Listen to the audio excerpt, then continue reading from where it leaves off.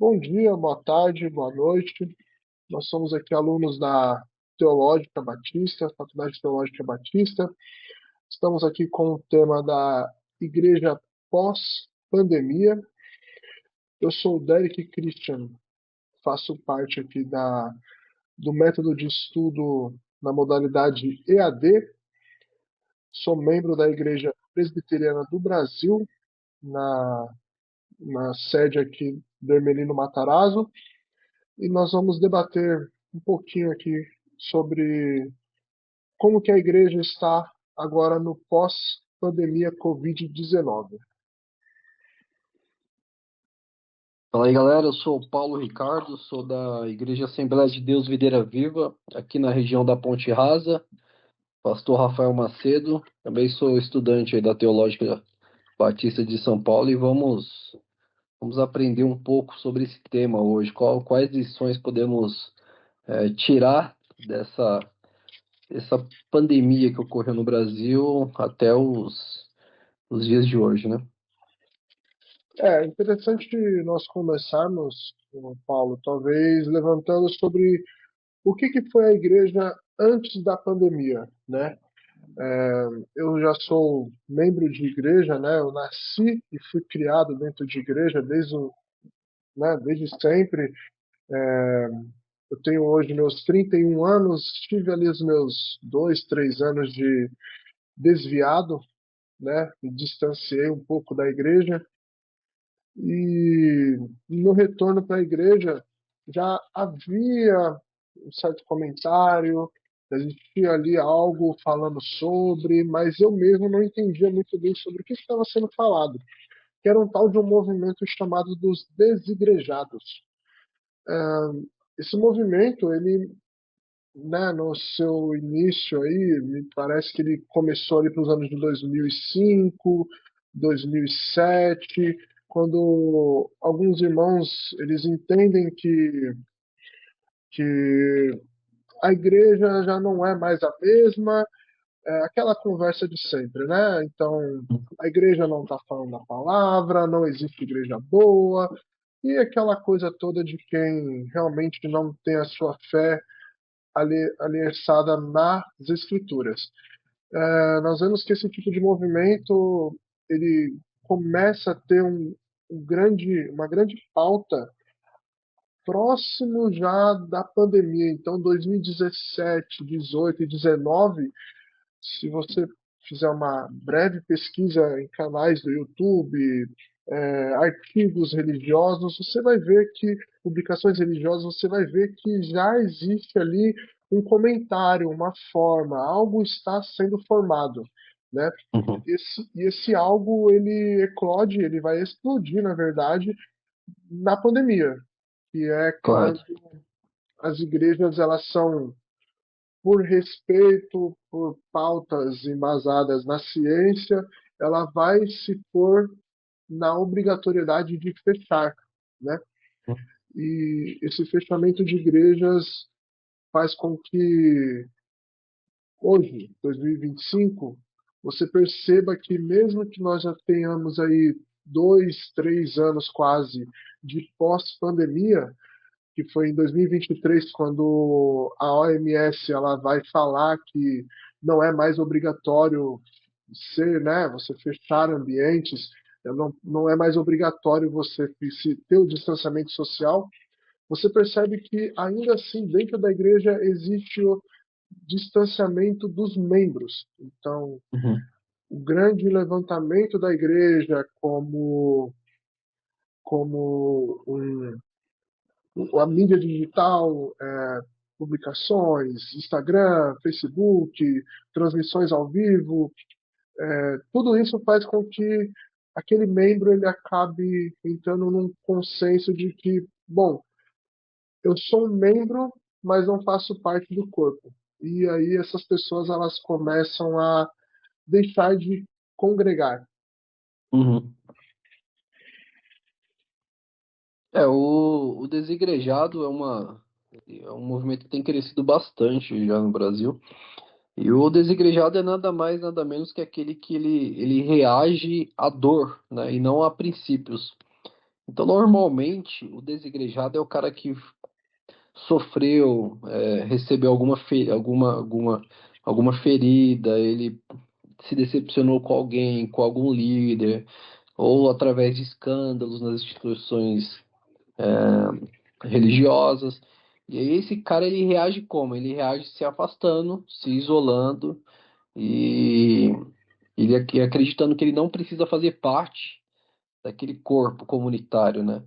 Só que o isolamento ele acaba destruindo o crescimento, né? O desenvolvimento, a maturidade espiritual. Então, não dá para você falar assim, eu amo Jesus, eu aceito Jesus, mas eu rejeito a sua noiva, que é a igreja, né? Em 1 Coríntios fala que o olho não pode dizer à mão, ó, eu não preciso de você. Então, nós não podemos dizer que, eu não preciso daquela igreja, eu não preciso daqueles irmãos, eles são muito pecadores, eles são muito falhos, eles são hipócritas. E de fato são, cara. É por isso que nós estamos lá, né? Nós precisamos de um Salvador, porque nós identificamos em nós esses pecados, essas dificuldades que nós temos em crescer e amadurecer na fé. Só que você se isolando é ainda pior, né? A fé cristã é uma fé comunitária e não individualista. E a pandemia, ela veio. Muitos acreditavam que a pandemia ela tinha um dos objetivos, né? Um dos objetivos não, mas uma das consequências é que a pandemia ela vinha para purificar a igreja. Então, pré-pandemia, nós tínhamos muitas pregações triunfalistas, pregações da teologia da prosperidade, é, eu declaro, eu determino, esse tipo de ensino que a gente sabe que é incorreto. E aí, quando vem uma pandemia, e aí você vê que aquele eu declaro, eu determino, eu curo, eu faço, eu aconteço, não acontece, onde a teologia da prosperidade também ela acaba fracassando, porque diante da dor, da luta, da dificuldade, né, as pessoas ficaram sem empregos, as pessoas perderam bens, as pessoas perderam vidas, e aí nada daquele ensino ele se concretizou. E aí, o que todo mundo analisou? Poxa, agora a igreja vai ser purificada. Então, vai acabar essa onda, né? As pessoas vão acordar. E infelizmente isso não aconteceu, né? Infelizmente continua acontecendo, né? Pregações de teologia da prosperidade, teologia coach, eu determino, eu declaro, e toda essa teologia positivista, ela continua acontecendo. E aí ela acabou sendo ainda mais uma muleta para o desigrejado. Agora os cultos são online, né? Só falta, ele consegue tomar a ceia da própria casa. Sim. Então, para ele ficou ótimo, né? Realmente, para aquela pessoa que já não era mais membro do corpo, né? Mas ainda assim ela vira ali agora nós conhecemos aqui um movimento católico chamado católico não atuante, Não protestante, praticante, não né? Não praticante. praticante. Agora nós temos também o cristão não praticante, né? Nós temos o crente não praticante, que é o Correto. crente que só participa uma vez no mês ali, uma vez, sabe-se lá quanto tempo. Tudo Uhum. que ele faz da casa dele, então ele participa de culto sem nenhuma referência, sem nenhuma reverência. Ele participa de cultos como se fosse só mais um vídeo do YouTube que ele pode assistir e tirar algo útil daquele vídeo. Ele participa agora de modo distante do que, na sua essência, deveria ser algo presente, algo, né, algo como a igreja de Atos dos Apóstolos, que é aquela igreja lá que está em Atos 2, vai dizer que aquela igreja ela era uma igreja que comia junto, que dormia junto, que sofria junto e se alegravam juntos. É o conceito de koinonia, é o conceito, né, no grego, koinonia, que é a comum união ou comunhão. Nós podemos se reunir à distância para determinadas situações, como aconteceu mesmo na pandemia, né? Nós tivemos ali ensinamentos bíblicos, escolas dominicais, escolas bíblicas, né, acontecendo no modo à distância, sendo transmitidas. Nós tivemos aqui aconselhamentos bíblicos à distância também, né? Nós tivemos muitas coisas à distância, mas o contato, né? Você estar ali próximo, você estar unido, é o conceito básico do ser humano, né? O que é o ser humano? O que é você ser humano? É você ter comunhão com as pessoas, você ter relacionamentos, né? O homem, ele é feito de relacionamentos. E a igreja, ela é o ambiente onde nós, como cristãos, nós temos um espaço definido para juntos orarmos, para juntos termos o contato, para juntos termos ali a nossa fé exposta, seja independente da forma com que você vai expressar, seja qual é o viés da igreja, qual é a metodologia, qual é a teologia daquela igreja, ainda assim existe a essência do ser humano dentro daquele ambiente onde todos estão ali reunidos com um só propósito, com uma só fé, com uma só união de buscar. E quando você tira isso da igreja, você deixa de ser igreja, porque a essência da igreja é estar reunida, né? A igreja ela tem que estar reunida. E o que acontece na pandemia e que vai refletir agora na pós-pandemia é a dificuldade de nós trazermos de volta aquelas pessoas que na pandemia pararam de frequentar a igreja. Por mais que a nossa pregação ela agora alcance, ela vá muito longe, né? Nós vemos aqui, por exemplo, muitas igrejas batistas que não tinham como, por exemplo, a igreja do Edi René Levinsky, como que é o nome desse? É de René Kivitz. Isso, ele Ele foi é um um. dos grandes expoentes, mas que algumas ideias dele não bata muito, ele foi um dos que pregou muito, gravou muito, fez muito conteúdo, né? No meu caso aqui mesmo, Hernandes Dias Lopes, Augusto Nicodemos, são homens que proclamaram o evangelho da forma com que conseguiam, né? Que foi pela É, internet. a igreja presbiteriana de Pinheiros, cara, eles investiram e continuam investindo absurdamente nas mídias. A igreja, eles estão quase que triplicando a igreja lá, estão numa obra grande por causa das mídias sociais, cara. Eles estão com o canal no YouTube já com mais de 1 milhão. Os números Sim, do pastor Enes também cresceram muito. E o pastor Arival, ele tem investido cada dia mais, sabe, nas mídias e tal. E aí, o que que tem acontecido, né? O lado positivo aí Você pega ali as igrejas pré-pandemia, as igrejas não investiam muito na parte de online, parte de mídia, Instagram, divulgação. YouTube. Divulgação. A própria Presbiteriana de Pinheiros fazia muito pouco isso. E aí, com o mundo já trabalhava com essas coisas, já usava toda a tecnologia disponível para as coisas do mundo. E a igreja não, a igreja sempre atrasada, né, nas coisas. E aí, quando veio a pandemia, a igreja se sentiu obrigada a investir nisso, a buscar o conhecimento, a buscar equipamentos, a ver como é que faz, como é que isso, como é que faz aquilo. E a igreja presbiteriana investiu muito forte nisso. Qual Sim, que é o efeito hoje na igreja presbiteriana, e acredito que em várias? Cara, muitas pessoas que não estavam congregando começaram a buscar a igreja presbiteriana lá para congregar, porque ele abre o YouTube para ver um vídeo e aparece lá, pregação do pastor Hernandes. Aí, pastor Hernandes, estamos aqui na igreja presbiteriana de Pinheiros. O cara, ó, é aqui perto. Pô, vou lá visitar. E também muitas pessoas começaram a conhecer uma teologia mais profunda, mais teológica, mais saudável. São pessoas que elas viviam ali numa igreja local com uma teologia mais neopentecostal, uma teologia um pouco mais de confissão positiva, uma teologia mais centrado mesmo na pessoa, né, no ser sim, humano. E aí quando ele abre o YouTube lá, centenas, milhares de pregações, ele vai ouvir um pastor que traz a revelação da palavra, o quanto ele precisa de um salvador, o quanto ele é pecador, as doutrinas bíblicas, o cara fala, eita, peraí, parece que é outra religião. Parece outra E religião. aí, parece outra religião. Aí esse cara pega e fala assim, bom, peraí, ele começa a ficar incomodado dentro de si. Um amigo, ele congregava numa igreja dos Mormons.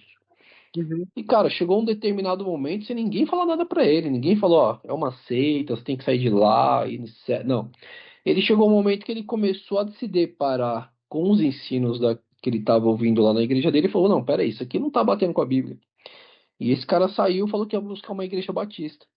Então, a igreja presbiteriana está recebendo muitos membros de outras igrejas, cara, como Bola de sim, Neve, como igrejas neopentecostais. Agora tá indo gente com tatuagem lá, gente com cabelo rosa, etc. sim, sim. E esse movimento só foi possível graças às redes sociais, né? Às mídias sociais, etc. É, no meu caso de transição, né? Pré-pandemia e durante a pandemia e um pouquinho do pós-pandemia eu fui assembleiano, né? É uma igreja pequena, igreja de bairro, igreja local, com ali no máximo 50 membros, né? Só que no pouquinho do pré-pandemia eu ouvi falar de um tal de Hernandes Dias Lopes e um tal de Nicodemos, Augustus Nicodemos. E eu comecei ali, na época eu trabalhava no aeroporto, eu comecei com um amigo meu, um homem muito sábio, Ismael Cruz, ele foi um dos que me auxiliaram, me ajudaram, irmão em Cristo Uhum. Jesus.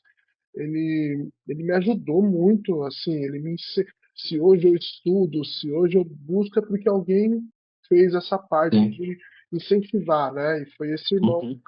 ele, assim, até hoje, tudo que eu preciso, ele me dá aquele apoio, sabe? Conversa muito.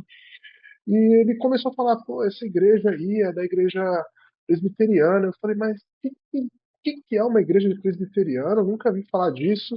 Beleza, pandemia, fui lá, comprei uma Bíblia de estudo, comecei a ler, comecei a estudar, eu começava a observar a minha igreja, observar a igreja que eu estava, né, acompanhando na internet, aqueles estudos da internet e as pregações que eu ouvia nas igrejas que eu ia visitar ali com o pessoal da igreja. Eu falei, Uhum. cara, parece outra igreja, né? Parece um Sim. outro É negócio, diferente, né? parece totalmente É. diferente. E daí É. eu comecei a tentar trazer um pouco do estudo bíblico para dentro da igreja que eu fazia parte, né? Sim. Até que acabou não tendo, acabamos tendo algumas divergências teológicas ali nessas conversas e eu acabei optando por sair da igreja, né? Uhum. Essa igreja que eu fazia parte, ela era uma das igrejas que na pandemia eles criticavam os que fecharam as igrejas, né? Então, assim, Sim. o momento em que houve a pandemia, eu, por ter uma doença que compromete a minha saúde, por ser diabético, Uhum. eu acabei optando com a minha família, uma bebezinha recém-nascida, acabei optando por ficar em casa. E nós Certo. fomos duramente criticados, né? Porque houve duas igrejas durante a pandemia, né? Houve a igreja que não fechou e a igreja que fechou. A igreja que fechou foi porque entendeu que era perigoso para os membros Uhum. estar unidos naquele momento, então eles tinham que ficar cada um na sua casa ali. Isso. Aí Ali houve, naquele auge, né? Naquele início ali. aí houve aquele boom de mídia social, igrejas fazendo Instagrams, fazendo páginas em Facebook, fazendo transmissões, reuniões em casas, né, cada um na sua casa, abriam um Teams, um Skype, abriam um Google Meets e pregavam e evangelizavam e davam continuidade nos cultos. Também teve as igrejas que entenderam que tudo isso não passava de um movimento político, um movimento social, tentando alguma outra coisa, e não fechavam. Só Uhum. que dentro dessas igrejas que não fecharam, eu estava lá, mas eu não podia participar, porque eu estava colocando todo mundo da minha casa em risco. né? E nós sim. fomos duramente criticados. E isso mostra no pós-pandemia que ainda assim há um sentimento de que a igreja ela não evolui, né? Ela tende a sempre ter um regresso. Então, Há muita religiosidade ainda, né? muita religiosidade, entendeu? Então, assim, por mais que durante a pandemia as igrejas começaram a pregar mais sobre a fé em Cristo Jesus, momentos difíceis são para coisas muito maiores que Deus tem para nós, que o que nós passamos na terra não necessariamente vai nos impedir de alcançar aquilo que Deus já preparou para nós nos altos céus, que nós ainda temos a nossa moradia garantida nos céus e que nós estamos indo para lá, independente do que acontece aqui. Muitas igrejas, ao invés de pregar uma palavra de auxílio, elas pregaram palavras de acusações e descrença, né, na fé Uhum, daquele fiel. Então, houve, sim. agora no pós-pandemia, houve também essa, esse movimento sociológico, né, das igrejas menores, os membros começam a ir para as igrejas tradicionais, entendeu? É, tá E tendo muito isso aí mesmo, cara. muito, muito. Então, assim, nós temos dois movimentos acontecendo, que são o movimento dos desigrejados, mas o movimento das membresias, né? Não é que nós estamos ganhando novas almas que estão no mundo perdida, mas é que nós estamos pegando almas que já estão numa igreja e transportando Uhum, elas agora para uma igreja um pouco mais tradicional, né, como a presbiteriana, por exemplo. sim. Então, houve esse movimento também, né? E isso é um fenômeno. Isso é um fenômeno. É o êxodo do cristão, né? É os Sim. cristãos que começaram a entender um pouco mais a palavra e pelo entender um pouco mais a palavra, eles começam agora a buscar mais essa palavra em igrejas que são mais tradicionais do que as Uhum. igrejas de movimentos mais novos, né, como o pentecostal e o neopentecostal. O pentecostal de 1902 e o neopentecostal de 1970, 80, que começa esse movimento Uhum. neopentecostal.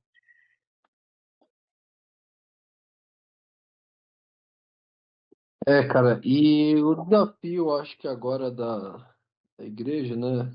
Passando aí já três anos praticamente de livre mesmo, livre pandemia, é justamente ter cuidado com os excessos, que a igreja começou a implementar as questões de mídias sociais, né? Todas essas questões novas, mas tem que também ter um cuidado com o excesso, né, cara? Por exemplo, eu acredito ser um acesso. Pessoas que às vezes no momento de oração, um momento íntimo ali do culto, aí você vai ver tem uma câmera, né, na cara da pessoa e tal.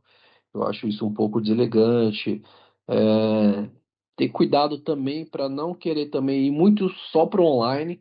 Tem igrejas que a maioria dos encontros é tudo online, já deixando um pouco de lado o presencial. Porque é muito mais cômodo, né? A gente tem uma vida muito corrida hoje, no século XXI. Então é muito mais cômodo chegar na minha casa e abrir um vídeo aqui, conversar com o pessoal, fazer um discipulado online do que ir me deslocar até a igreja local e etc e tal.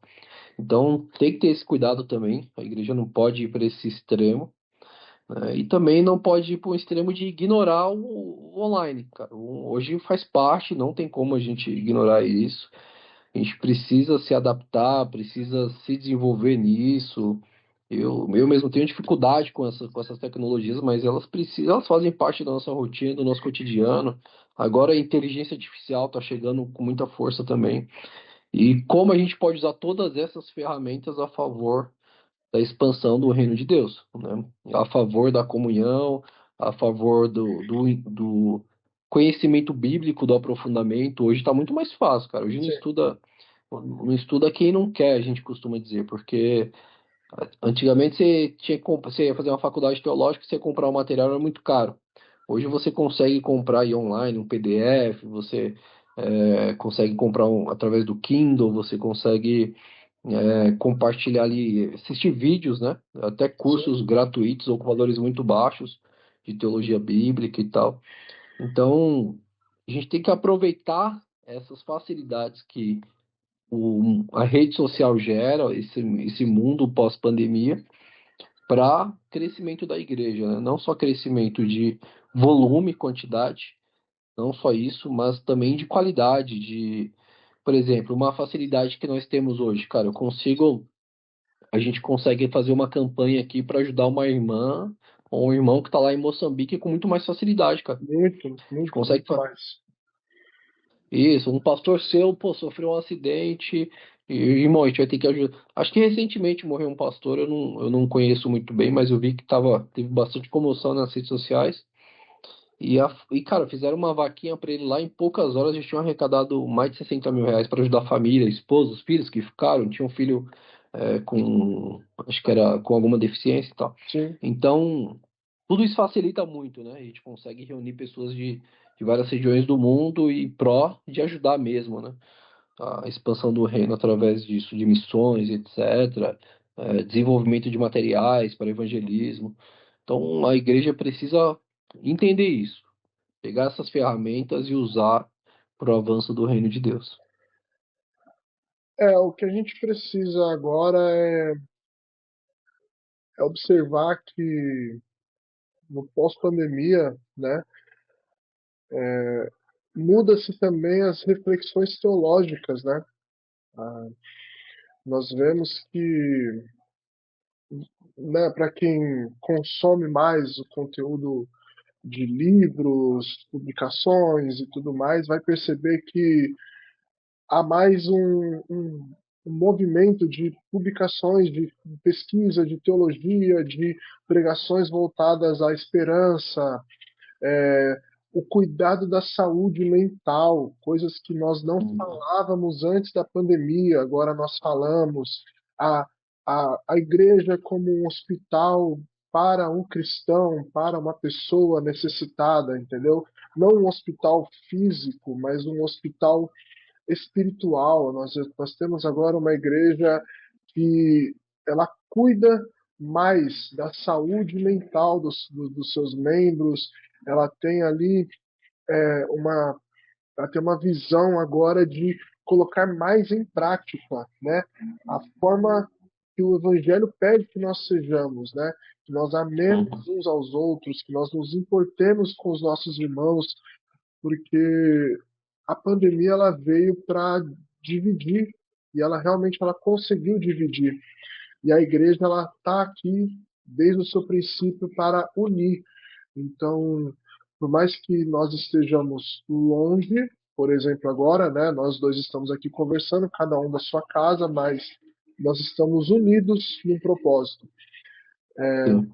A igreja ela agora ela pode ter esse meio que nós estamos usando agora, que é o digital, para poder Uhum. fazer um treinamento, porque às vezes o irmão ele trabalha, chega muito tarde em casa, até ele ir para a igreja, abrir o templo é mais perigoso, eles podem fazer reuniões, cada um da sua casa, com seu computador, seu caderninho, seu lápis e vamos lá, vamos estudar, entendeu? Uhum. Então, assim, a igreja ela tem agora uma ferramenta assim, uma ferramenta que, que está, na verdade, revolucionando a forma de se pregar o evangelho.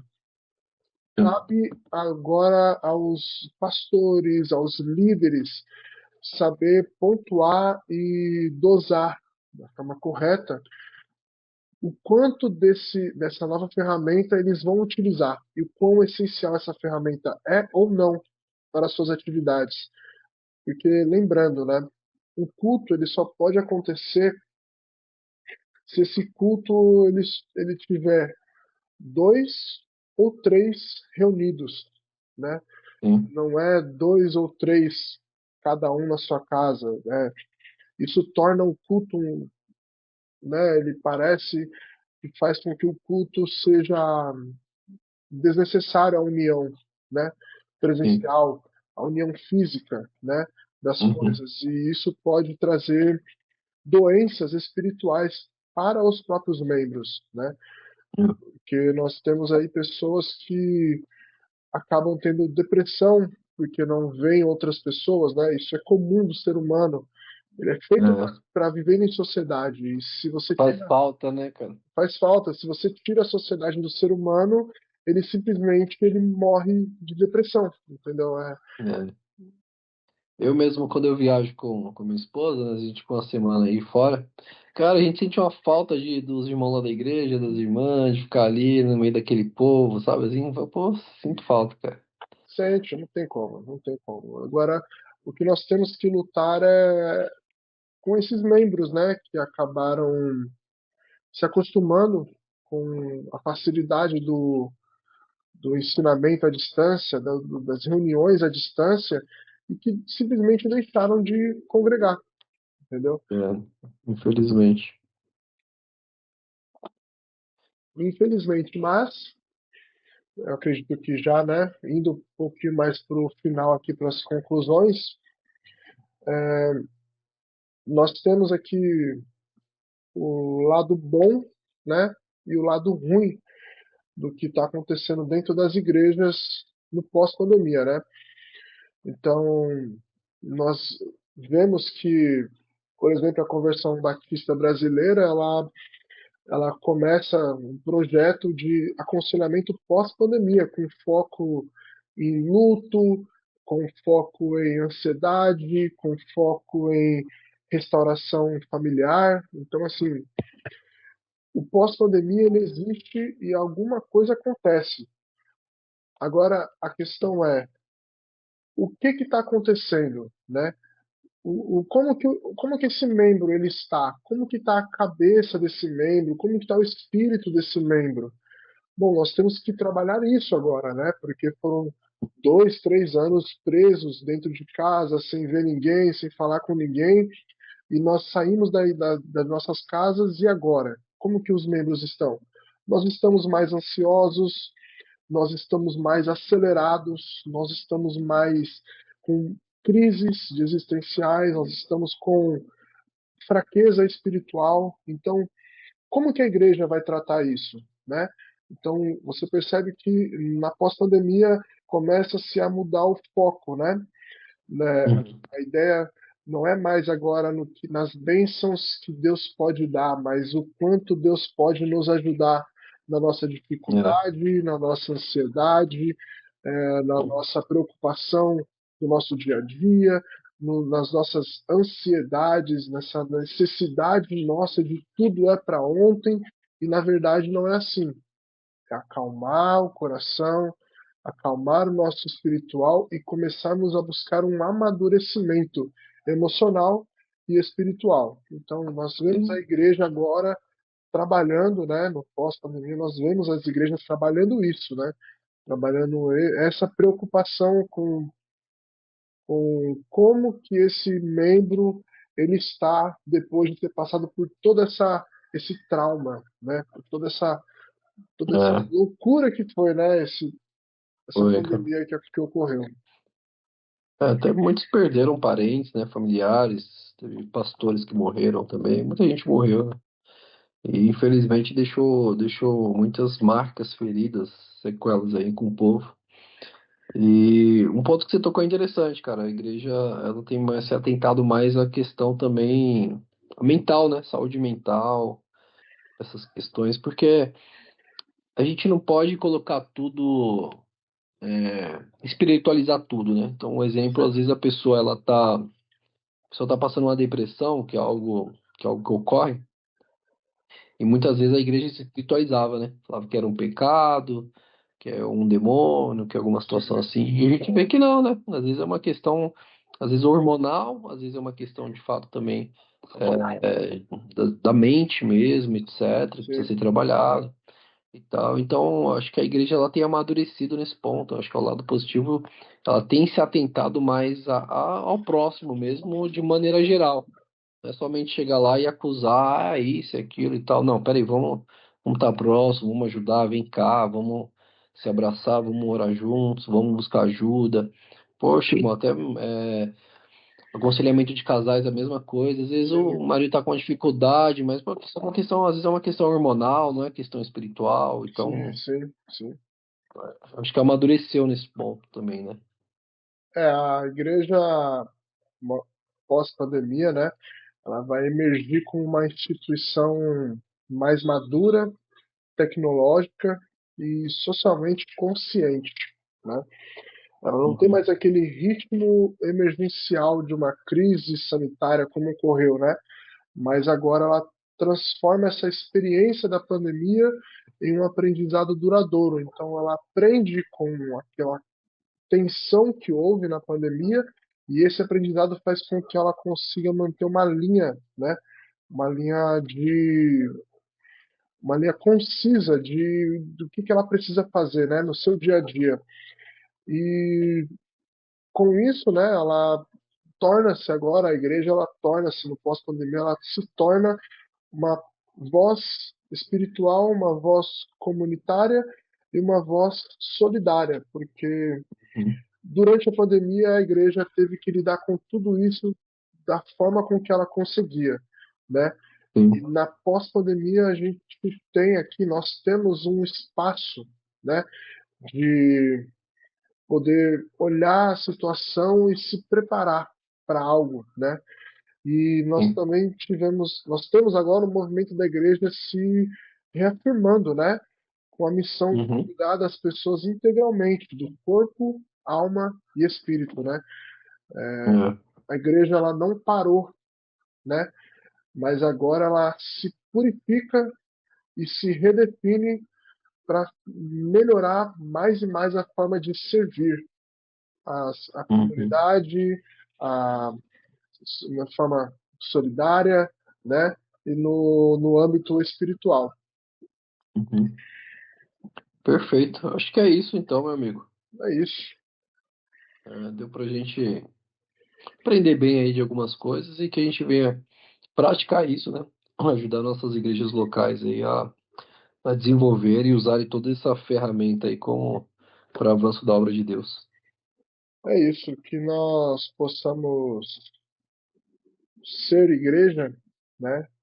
Dentro e fora da igreja, e que nós possamos estar sempre buscando mais e mais em Cristo Jesus, né? E vivendo o mandamento e vivendo a ordem com que ele deu, né? E de fazer discípulos em todas as nações, onde quer que você esteja, onde quer que você vá, que nós possamos fazer discípulos, né? Para a honra e glória do Senhor Jesus. E que ele nos dê Amém. forças para continuar lutando e usando a nossa capacidade mental, cognitiva, as nossas faculdades, né? Para que nós possamos continuar fazendo mais e mais para o crescimento do reino e a expansão do reino e que ele seja sempre o foco da nossa fé. Amém. Amém. Amém. Então é isso aí, meu amigo. Obrigado aí pelo papo e sempre uma satisfação. Deus abençoe você e aí, sua família. Amém. Amém. Até uma próxima.